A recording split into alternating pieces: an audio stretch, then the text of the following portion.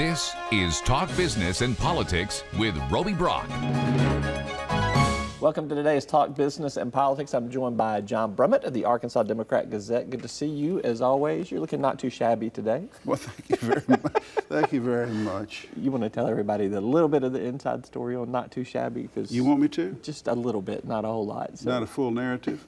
There's some interns here today, and you told me to fix my hair, which I noticed is messed up, so that I would look good, and one of the interns got cracked up over the idea that I was attractive. And we've been carrying on, and the final decision was I'm not too shabby. That's good. For an overweight 65-year-old. I don't know what that means, but I'm going to put it on my tombstone. I like too shabby. Not too shabby. I like it. They said about John Brummett, he's not too shabby. Not too shabby. Let's turn to some serious matters here in Arkansas. Okay. And this is national and international here. The 75th anniversary of the DDay Invasion this past week. And you got to contemplating about your father and his war service and just that whole generation in there. Give us a little bit of a backstory of what you were articulating in your columns this week. Because it wasn't clear to you? I'm kidding. It was. I'm kidding. I'm just being contentious. I'm trying not to be too shabby. Not too shabby. The D-Day, the Normandy Beach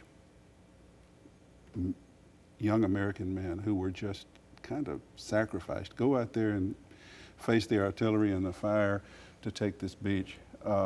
Tremendous bravery, tremendous point in history.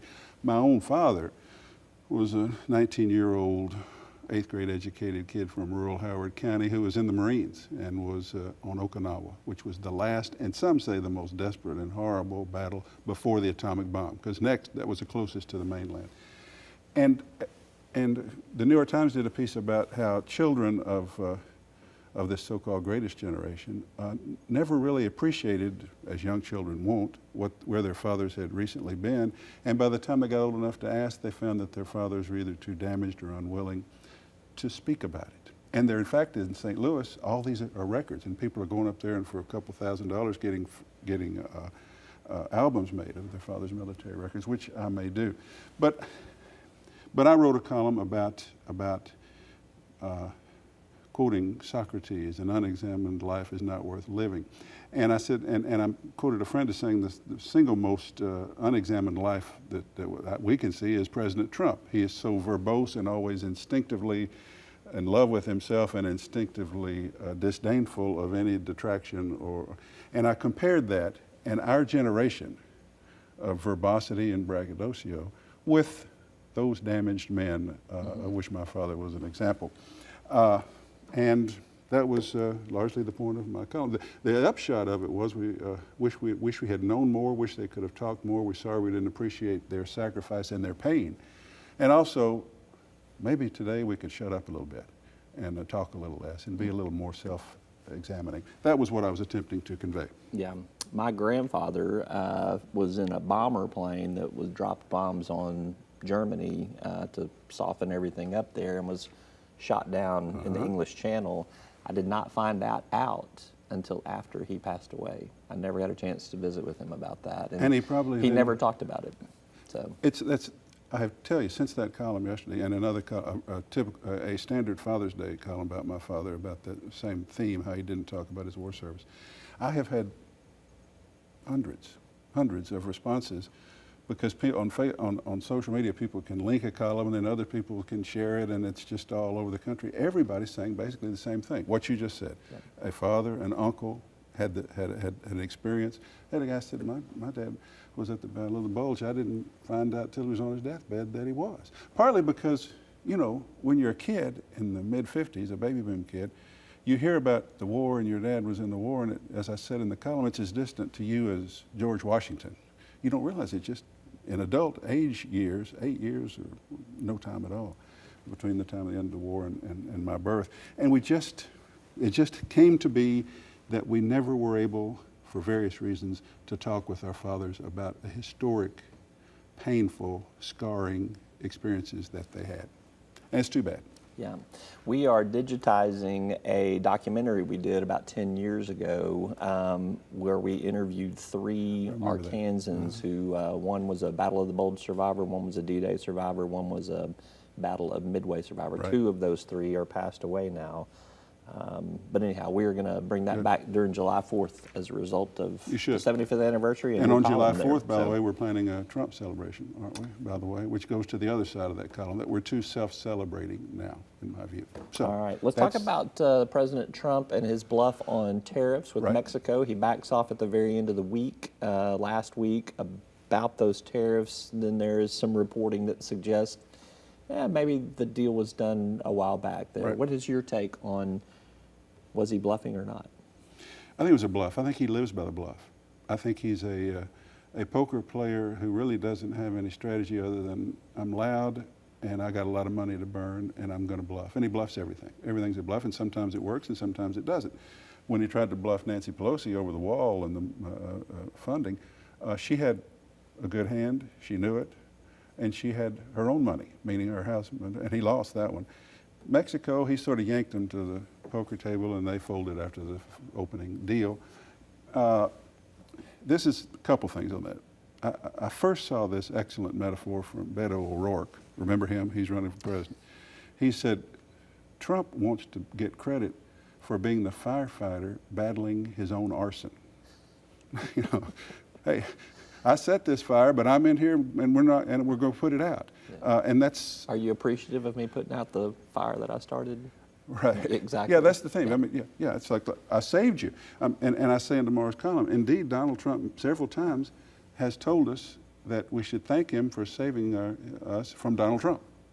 Basically, that's what this whole tariff thing is. I mean, the farmers, Chinese tariffs, don't worry, we're going to bail you out. You know, it's all, I made this mess, and now that I'm going to make it a little better, thank goodness I saved you from something that would not have arisen, not for him. So there's that.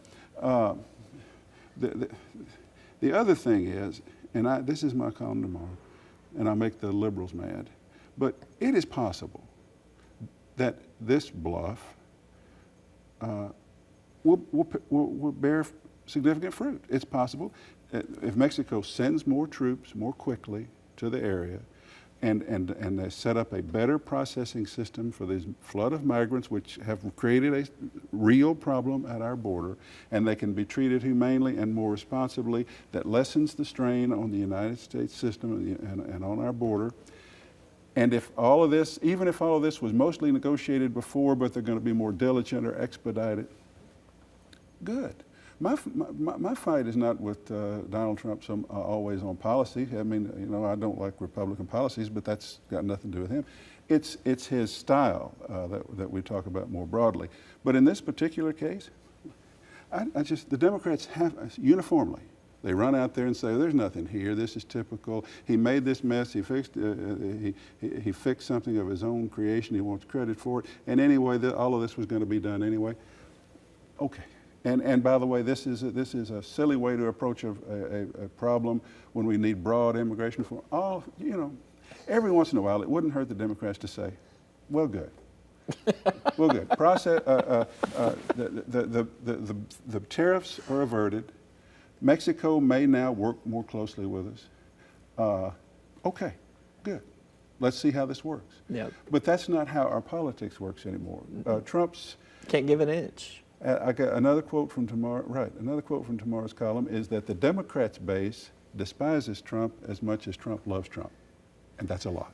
So that's where we are, and the idea that we could actually just say, okay, let's not bicker about this. Let's just see whether this improves the situation, and be thankful we're not going to have ridiculous, destructive 5 to 25% tariffs. That kind of dialogue is lost these days, sadly. Do you enjoy stirring the pot with the conservatives or your liberal leaders now? Which one? Yes. Which one is more entertaining to you? I enjoy stirring the pot. I shouldn't say this. I enjoy stirring the pot with conservatives more because they're more thoroughly wrong in my view. But that's just But I'm telling you. Somebody these days needs occasionally, just occasionally, to say, you know, I'm not going to have a knee-jerk, instinctive, highly partisan, polarized reaction. Let's just say, this ain't worth having a big to-do over. Let's see if this policy works, and let's say he bluffed and maybe it worked. and then move on, because he's going to tweet tomorrow and there's something else. And tomorrow he tweets that John Dean is a sleazebag attorney. You know, there's always something, going to be something. You don't have to take every bait or respond in kind to everything that he does. And I do enjoy, yes, I do enjoy giving a little trouble to the left side as well. I'm just trying to get more into the psyche here What I'd to like, understand what's going on there. I could tell you the noble thing. I just like telling the truth and letting the chips fall. I got you. How's that? There you go. Okay. Tell me the truth and let the chips fall on this. A big news event of the last week. Senator Linda Collins Smith from Pocahontas, a former senator, is found murdered apparently at her residence there. We've talked a lot about just her background and the shock that I think this has sent through political circles in Arkansas. But more importantly, let's talk about the gag order that the judge put on there. There's a lot of misinformation that was coming out initially of what happened. There has been a lot of misinformation since the gag order's been out. Is the gag order the right move? Well, I'm going to say no, and I take offense at it, but I'm going to assert the right to correct my remarks later. If it comes out that there was some extraordinary extenuating reason that a basic police report describing a criminal incident, horrible criminal incident that happened, that's not being disclosed. If they can later let me see in perspective, well, they needed to gag, okay. But from what we know now, this is an extraordinarily inappropriate, preemptive gag order. Gag orders normally are after you've got a defendant and he's waiting for trial, and one attorney or the other or the judge or all of them think, you know, in order to try to assure a fair trial, you're gagged talking about this case. But a basic police report, look what we found in our community, here's what happened, here's what the police report says, that's basic. And to preemptively say that information is gagged is extraordinary and troubling, and especially in a case when this is a prominent former state senator who had been married to and divorced from a local judge. This just doesn't look right. And the other thing is, if the reason you are having a preemptive gag order is because a lot of misinformation is getting out, I would refer you, I will take you to social media and show you the kinds of conspiracy madness that is being alleged on throughout the universe on this matter, and it's been heightened by the fact that they've been secretive about it. Yeah. Absent some extraordinary circumstance, you gag on the tactics or the matters leading to trial. You tell what happened. You established a criminal act because we don't have a defendant yet to protect. Again, maybe this will all be made clear to me later, but at the present time I find it well, counterproductive for sure. Yeah. And it's been heightened by the fact, this social media nonsense, an Oklahoma Republican senator was murdered apparently as well. A couple days later. A couple days later. And so you can imagine, absent information out of Randolph County, Arkansas, and they're covering this up, so what are they covering up down there in Arkansas? That's the kind of thing that you feed when you don't give basic information. Yep. So That's a good point. Okay. All right, he's John Brummett with the Arkansas Democrat-Gazette. He sits down with us every Monday. I do. You can read him on Tuesdays, Thursdays, and Sundays in the paper, and Wednesdays online. You can even read him Tuesdays, Thursdays, and Sundays online, too. You can read me anywhere you want to read me. Thank you so much. You bet. Good Thank to see you, bud. All right. That's all for today's program. Thanks for tuning in. I'm Roby Brock. We will see you next time. You'll find us at the end of a lot of long country roads, covering over 60% of the great state of Arkansas. Our 17 electric distribution cooperatives are working day and night to provide reliable, affordable power to over 500,000 homes, farms, and businesses, just like yours. The Electric Cooperatives of Arkansas, your local energy partners. Each day, the promise of our nation begins again. Arkansas and America moving forward. I help make that promise a reality. It's not for everyone, but people everywhere depend on us. Oh, I love you too, sweetie. Trucking delivers, or everything stops. And that's what drives me.